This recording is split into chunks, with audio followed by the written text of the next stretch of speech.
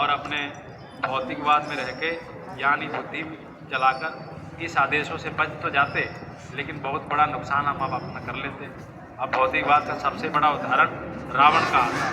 अब आप समझो, चारों वेदों का ज्ञाता होने के बावजूद रावण ने कितना बड़ा कर्म किया और क्या उन्होंने भुगता।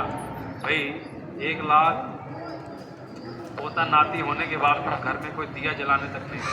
तो आपको ये समझना चाहिए कि भाई कितने महात्माओं ने, ऋषियों मुनियों ने, यहाँ तक भगवान राम के भक्तों ने, भाई दूतों ने भी समझाया कि भाई अब तो मान जाओ, लेकिन कहाँ, हम तो रावण, हम तो बहुत बड़े ज्ञानी हैं, हम तो भगवान ही को नहीं मानते।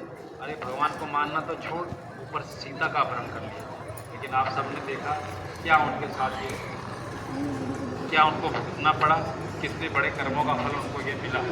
तो हमको आपको सत्संग में रह के, बराबर आने जाने पे रह के इस चीज़ को बिल्कुल समझने में कोई हेरफेर नहीं समझना चाहिए कि भाई जो गुरु महाराज ने हमको आपको आदेश दिया, किसी न किसी तरह से हमारे आपके कर्म कटने के लिए, कर्म कर्जे को ख़त्म करने के लिए और आने वाली बीमारियों से, दुख तकलीफ़ों से बचाने के लिए काम किया जा रहा है। क्योंकि श्रद्धा भावना सबसे बड़ी चीज़ हमको आपको मिली, क्योंकि भक्ति में सबसे बड़ी चीज़ यही आती है।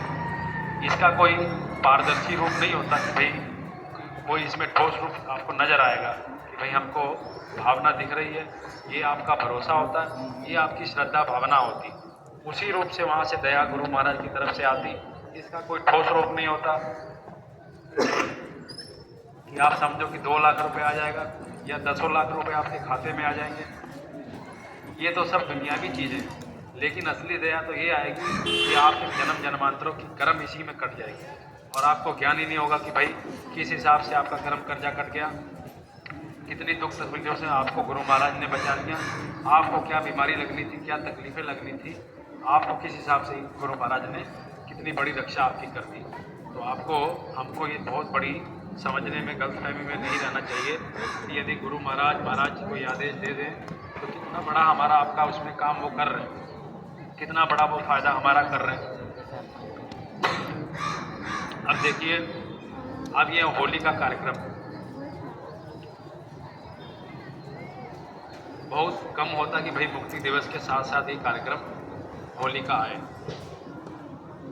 और ये बहुत बड़ा सौभाग्य